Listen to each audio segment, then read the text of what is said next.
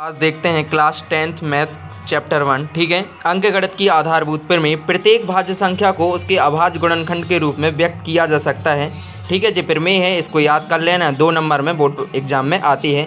आगे देखते हैं, दो धनात्मक पूर्णांक यदि ए और बी दिए गए हैं तो उनका एचसीएफ और एलसीएम का गुणनफल ना दोनों संख्या ए और बी के गुणनफल के बराबर होता है। ठीक है, ध्यान रखना है, इससे कई सवाल आते हैं। आगे देखते हैं प्राकृतिक संख्या। प्राकृतिक संख्या तो आप जानते हैं 1 से शुरू होकर अनंत तक की संख्या को प्राकृतिक संख्या कहते हैं। आगे देखते हैं पूर्ण संख्या। 0 से स्टार्ट होकर अनंत तक की संख्या को पूर्ण संख्या कहते हैं। पूर्णांक भी आप सभी जानते हैं, सभी धनात्मक संख्या और ऋणात्मक संख्या और 0 भी शामिल कर लिया जाए तो वो पूर्णांक संख्या कहलाती हैं। भाज्य संख्या जिनके 2 से अधिक गुणनखंड होते हैं वो भाज्य संख्या कहलाती हैं। जिस तो बचपन में पढ़ लिया था है ना कि 2 से ज़्यादा गुणनखंड हो, यानी कि 8 के गुणनखंड देखते हैं तो 1 का भी जाता है, 2 का भी जाता है, 4 का भी जाता है, 8 का भी जाता है। जैसे 6 देखें तो 6 में 1 का भी जाता है, 2 का भी जाता है और 3 का भी और 6 का भी भाग जाता है। यानी जिन भी संख्याओं में 2 से अधिक संख्याओं का भाग जाता है वो भाज्य संख्या कहलाती हैं। अभाज्य संख्या वे संख्या होती हैं जिनमें 1 और स्वयं के अतिरिक्त किसी भी संख्या का भाग नहीं जाता, यानी जी खुद के ही टेबल में आती हैं। जैसे 2 खुद के पहाड़ी में आता है,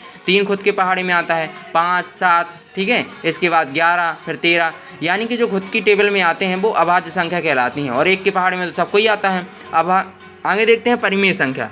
वे संख्या जिनको P/Q के रूप में व्यक्त कर सकते हैं, यानी कि जिसको हम बटे में लिख सकते हैं और Q नॉट इक्वल 0, यानी Q 0 के बराबर नहीं होना चाहिए, यानी बटे वाला मान 0 के बराबर ना हो। जैसे 3/4, 2/3, 6/7, ठीक है, इस प्रकार कई एग्जाम्पल होते हैं। आगे देखते हैं अपरिमेय संख्याएँ।